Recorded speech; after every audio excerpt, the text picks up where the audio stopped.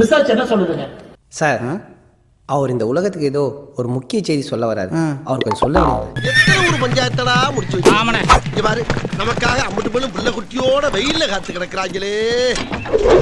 ஒரு cancer cell உடம்புல இருக்கு. நீங்க எங்க பார்த்தாலும் கேன்சர், எந்த வீட்டுக்கு போனாலும் கேன்சர். மாமா வீட்டுக்கு போனா கேன்சர், சித்தப்பா வீட்டுக்கு போனா கேன்சர். ஆனா பேரை மட்டும் மாத்தி மாத்தி சொல்றாங்க. என்ன பேரு நமக்கே புதுசா இருக்கு. சார் என்ன சொல்ல வரீங்க?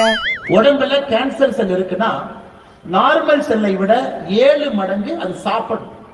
என்னடா சொல்ற?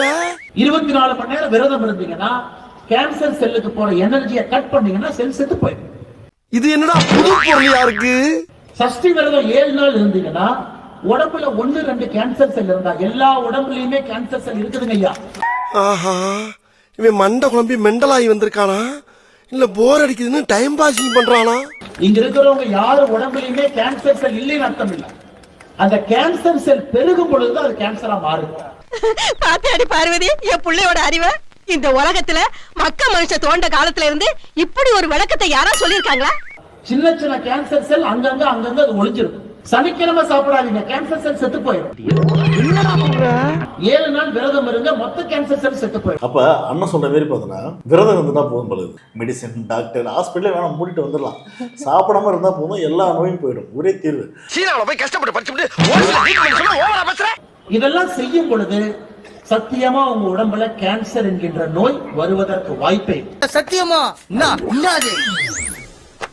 கேன்சருக்கான என்ன விஷயமோ அது உடனே போய் டாக்டரை பாருங்க. அப்படி போகிறத விட்டுட்டு அதுக்கெல்லாம் இல்லை ஒரே தீர்வு ஒன்றா சாப்பிடாம இருங்க அப்படின்னு மாரிலாம் போனால் ஒரு முட்டாள்தனமான விஷயம். அது வந்து ஒரு மாநில தலைவராக இருந்த ஒரு ஆள், அது மட்டும் இல்லாமல் ஒரு ஐபிஎஸ் அதிகாரியாக இருந்தால் இவர் இந்த மாதிரி ஒரு வார்த்தை பேசும்போது தான் கொடுமையில கொடுமையா இருக்குது. காமராஜர் அந்த காலத்திலே சத்துணவுல இருந்து எல்லா திட்டமும் போட்டு ஸ்கூல் ஆரம்பிச்சாரு. அப்படி இந்த மாதிரி தற்கொலை படிக்காம ஏன் உசுரம் வாங்கி இத்தனை காலமாக இந்தியாவுல பாரதத்துல விரதம் இருக்கு. மர்க்கா சொல்லு, இந்தியாவுல பாரதத்துல விரதம் இருக்கு. பேசுறது வேற ஒரு விஷயம், ஆனா அந்த ஒரு விஷயத்துல வந்து நான் திணிக்கிறேன் பாரு, இது இல்ல பேரு அப்படின்ற மாதிரி. நாம விரதத்தை விட்டாச்சு. இப்ப என்னடா பிளான்ல இருக்கு? நீ ஃபாஸ்ட் ஃபுட்ட சாப்பிடுறோம், கென்டக்கி ஃப்ரைட் சிக்கன் ஏதோ பேரெல்லாம் வச்சிருக்காங்க, எல்லாத்தையும் எடுத்து சாப்பிடுறோம். அப்ப என்ன ஆகுங்க? உடம்புல அவ்வளவு எனர்ஜி உள்ள போகும் பொழுது கேன்சர் செல்லுக்கு அந்த எனர்ஜி வேணும். எனக்கு ஒரே ஒரு கேள்விக்கு மட்டும் பதில் சொல்ல போதும். நீங்க யூபிஎஸ்சி எக்ஸாம் எப்படி சார் ஃபர்ஸ்ட் அட்டெம்ப்ட்ல கிளியர் பண்ணீங்க?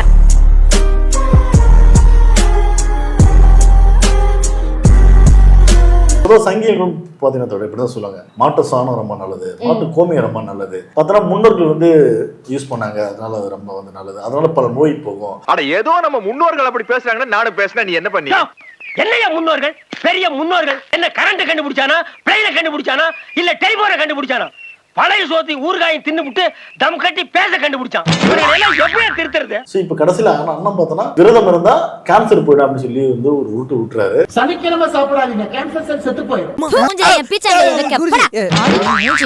Bombay is not a Maharashtra city, it is an international city. Aravalli is not a mountain, it's a speed breaker. Chicken is not a bird, it is a food.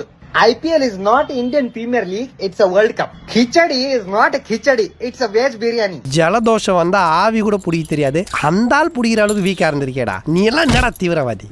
இந்த பெண்களுக்கு 3000 ரூபாய் கொடுக்குறாங்கல்ல, 3000 எல்லாத்தையும் சேஃபா வச்சிருக்காங்க.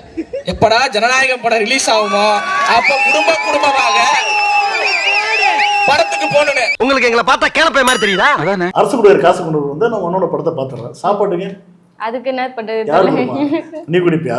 அட ஏங்க நீங்க வேற பீடி வாங்கவே 15 நிமிஷம் இல்லாம பிச்சை எடுத்துக்கிட்டு சொல்லுங்கடா.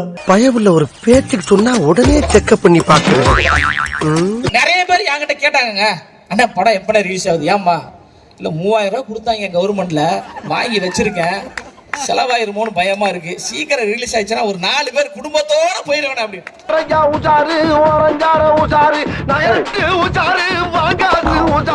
நான் இன்னைக்கு காலையில தான் வாங்கினேன் 3000 ரூபாய். ஓடுற பஸ்ல இருந்து 1 ரூபாய் காயின் விழுந்தாலே உருண்டு வந்து எடுக்கிற வேண்டாம் இந்த சைல்டு சின்ன. 1000 ரூபாய் விழுந்தா விடுவேனா?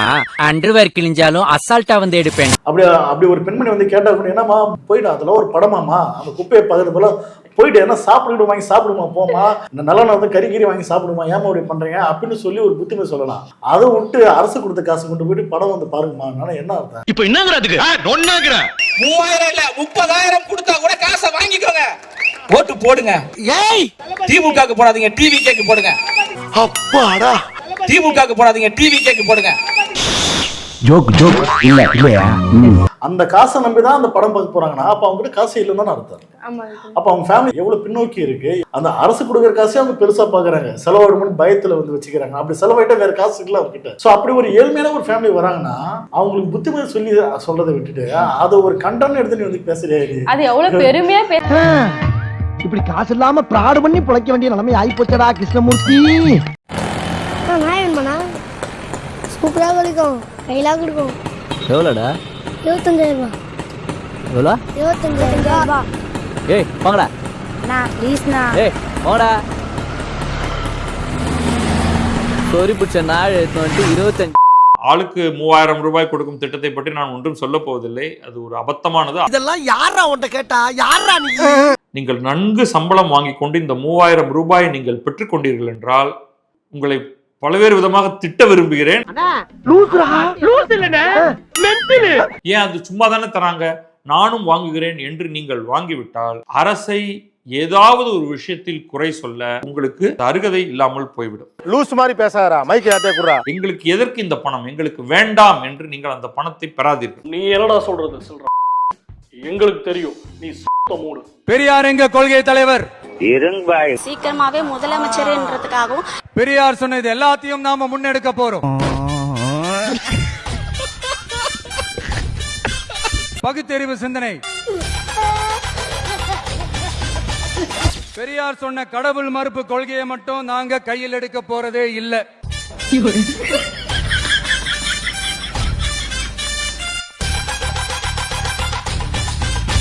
எங்களுக்கு அதில் உடன்பாடும் இல்ல.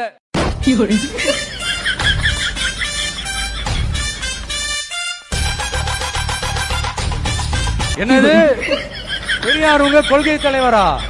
என்னங்க எனக்கு ஒண்ணுமே புரியல. அதுதானப்பா எனக்கும் புரியல. ஸ்டார்ட் பண்ணு.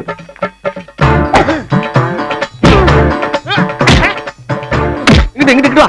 அப்படியா? படைக்கலடி. மண்டல மட்டும் அடிச்சா குலக்கேசல் உள்ள போயிருவேன். சரியா? உங்க வீட்டு பிள்ளையா நினைச்சு எல்லாரும் என்னை மன்னிச்சிருக்க.